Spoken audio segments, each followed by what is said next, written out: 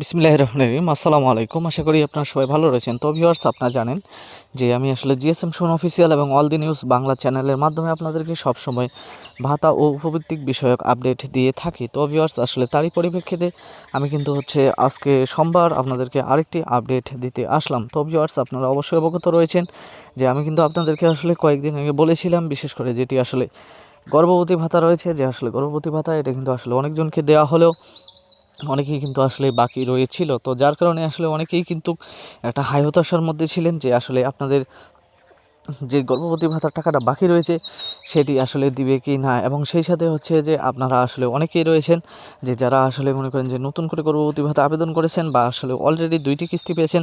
তো তারা কিন্তু আসলে অলরেডি কমেন্ট করা শুরু করেছেন যে আসলে আমরা কি আসলে গর্ভবতী ভাতা আরও পাবো কি না। তো ভিউয়ার্স, আমি কিন্তু আপনাদেরকে সবসময় একটা কথা বলি, তা হচ্ছে যে আসলে গর্ভবতী ভাতা এটা কিন্তু আসলে প্রতি মাসে 800 টাকা করে দেওয়া হয়।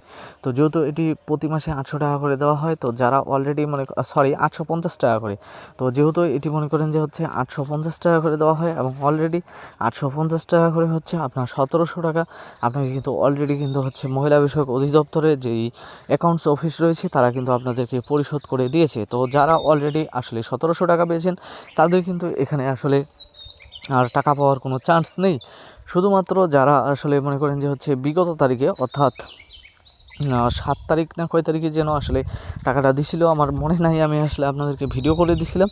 তো আমি কিন্তু আজকেও আপনাদেরকে বলতেছি যে আসলে যারা মনে করেন যে সেদিন 800 টাকা পেয়েছেন বা তারপরের দিনে 850 টাকা, তো এরপরেই যে পরের দিনও আপনারা 850 টাকা পেয়েছেন, তো তারা কিন্তু আসলে মনে করেন যে 2টি কিস্তি পেলেন। আর যারা শুধু মাত্র 850 টাকা পেয়েছেন এবং 850 টাকা যাদের আসলে মনে করেন যে ব্রেক ছিল, অর্থাৎ মনে করেন যে এপ্রিল মাসের টাকাটা যাদের ব্রেক ছিল, সেই এপ্রিল মাসের টাকাটাই কিন্তু যে আজকে কিন্তু অলরেডি দেওয়া শুরু হয়েছে। এবং অনেকজনই কিন্তু যে অনেকজনই বলতে আসলে যারা মনে করেন যে আমি এখানে যদি বলি যে অনেকজন, তাহলে আপনারা কিন্তু আসলে বিভ্রান্তিতে পড়ে যাবেন।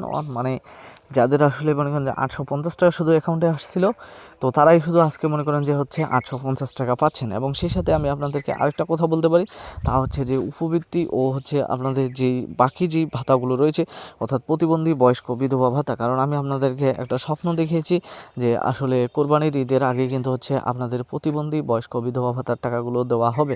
তো ভিউয়ার্স, আসলে এগুলোর আপডেট যে আমি কিন্তু আপনাদেরকে কালকে বলেছি যে আসলে আপনাদের যে প্যারোলের আপডেটটা রয়েছে সেই আপডেটের কিন্তু আসলে টাইমটি এখন পর্যন্ত কিন্তু আসলে বৃদ্ধি করা হয়নি, বা বৃদ্ধি করা হয়েছে কিনা এরকম কোনো কিন্তু আসলে নোটিশ জারি করা হয়নি। তো যেহেতু এখন পর্যন্ত কোনো নোটিশ জারি করা হয়নি, এবং আমরা সেই পূর্বের নোটিশে দেখেছিলাম যে আসলে 10 তারিখ পর্যন্ত প্যারোল নেওয়ার টাইম ছিল। তো আমরা এখন ধরে নিতে পারি যে আসলে যেহেতু মনে করেন যে 10 তারিখ অবগত হয়েছে, তো অবশ্যই মনে করেন যে 10 তারিখ অতিবাহিত হওয়ার পরে যেহেতু এখন পর্যন্ত চিঠি প্রকাশ হয়নি, তাহলে আমরা কিন্তু ফাইনাল তারিখ আসলে 10 তারিখকেই ধরে নিতে পারি যে আসলে 10 তারিখেই কিন্তু প্যারোল নেওয়া শেষ হয়েছে। তো ভিউয়ার্স, এরপরেও কিন্তু আসলে যেহেতু বাংলাদেশে কিছু কিছু প্রত্যন্ত অঞ্চল রয়েছে, সেই সকল অঞ্চলের জন্য হয়তো 2 দিন 1 দিন প্যারোল মনে করেন যে যারা ডাকযোগে বা ইলেকট্রনিক মেইলের মাধ্যমে পাঠানোর মতো কোনো প্রক্রিয়া নেই, তারা হয়তো ডাকযোগে পাঠাবে। তো তাদের কারণে হয়তো 2 দিন 1 দিন লেট হতে পারে, তবে আসলে সেখানে ফ্যাক্ট নয়। এখানে মূল কথা যে যারা আসলে 10 তারিখের আগে বা 10 তারিখের মধ্যে যারা প্যারোল অলরেডি তৈরি করা শেষ করেছে, তারা কিন্তু আসলে তাদের প্যারোলের যেই কাজগুলো রয়েছে এগুলো কিন্তু আসলে তারা কিন্তু প্রত্যেককেই বাংলাদেশের যে আসলে মনে করেন যে সেগুনবাগিচা অফিস রয়েছে সমাজ কল্যাণ মন্ত্রণালয়ে, সেখানে কিন্তু তারা সেটা পাঠিয়ে দিয়েছে। তো যেহেতু সেখানে পাঠিয়ে দিয়েছে, তারা অবশ্যই জানেন যে সেখান থেকে আসলে কিন্তু টোকেন ফেলে তারা কিন্তু এই কাজগুলো করে। আপনারা এই বিষয়গুলো কিন্তু সবসময় আমার চ্যানেলের মাধ্যমে জানতে পেরেছেন যে আসলে ভাতার টাকাগুলো কীভাবে দেয়।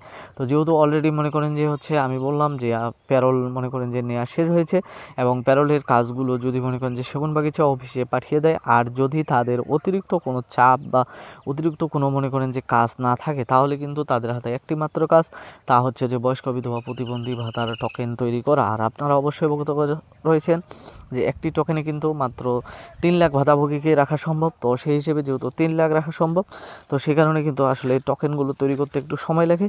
তো টোকেনগুলো মনে করেন যে তৈরি করা শেষ হলেই কিন্তু আপনাদের যে কাঙ্ক্ষিত টাকাটা রয়েছে সেই টাকাটা আপনাদের কাছে পাঠিয়ে দিবে, এবং সেটা আপনাদেরকে কীভাবে পাঠায় সেটা কিন্তু আপনারা অবশ্যই অবগত রয়েছেন যে আসলে আপনাদেরকে ইএফটি এর মাধ্যমে বাংলাদেশ ব্যাংক থেকে পাঠিয়ে দেয়। তো ভিউয়ার্স, যেহেতু ইএফটি এর বাংলাদেশ ব্যাংক থেকে পাঠিয়ে দেয়, তো বাংলাদেশ ব্যাংক থেকে টাকা সার করার আগে অবশ্যই আমি কিন্তু আপনাদেরকে জানিয়ে দিব যে সেটা 1 ঘন্টাও হতে পারে বা 1 মিনিট আগেও হতে পারে, অথবা মনে করেন যে বৈদ্যুতিক বা ইন্টারনেট সমস্যার কারণে হয়তো 2 ঘন্টা পরেও আমি কিন্তু জানিয়ে দিতে পারি যে আসলে আপনাদের ভাতার টাকাগুলো আসা শুরু হয়েছে। কারণ একসাথেই আপনারা একদিনে কিন্তু সবাই টাকা পাবেন না। তো ভিউয়ার্স, যার কারণে আমি বলবো যে যারা এখন পর্যন্ত আমার চ্যানেলটি সাবস্ক্রাইব করেননি তারা সাবস্ক্রাইব করে পাশে থাকা বেল আইকনটি বাজিয়ে রাখুন এবং ভিডিওতে একটি লাইক করুন। ধন্যবাদ।